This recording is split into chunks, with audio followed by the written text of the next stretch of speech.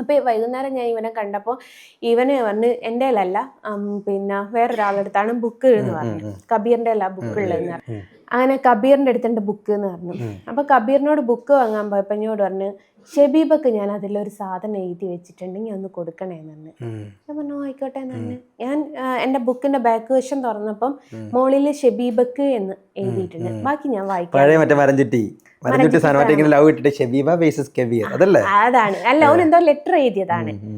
അപ്പൊ ഞാൻ നേരെ കീറിയിട്ട് ഓളെ കയ്യിൽ അങ്ങ് കൊടുത്തു. ഞാൻ വായിച്ചിട്ടില്ല കേട്ടോ, സത്യം പറയുന്നതിന് എന്താ, ഞാൻ അത് വായിച്ചിട്ടില്ല.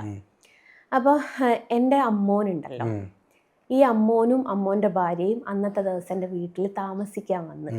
അപ്പം അമ്മോന് വരുമ്പോഴൊക്കെ ഞങ്ങളുടെ ബുക്ക് ചെക്ക് ചെയ്യുന്ന ഒരു പരിപാടി ഉണ്ട്. മൂപ്പര് ഈ ബുക്ക് ചെക്ക് ചെയ്ത് ഇപ്പം എഴുതിയതിൻ്റെ പകർപ്പുണ്ടല്ലോ, ഈ പകർപ്പ് അതിൽ ഉണ്ടല്ലോ, അതവർ കൂട്ടി വായിച്ച്. മോളത്തെ ഷെബീബക്ക് എന്നൊഴികെ ബാക്കിയൊക്കെ അവർ വായിച്ച്.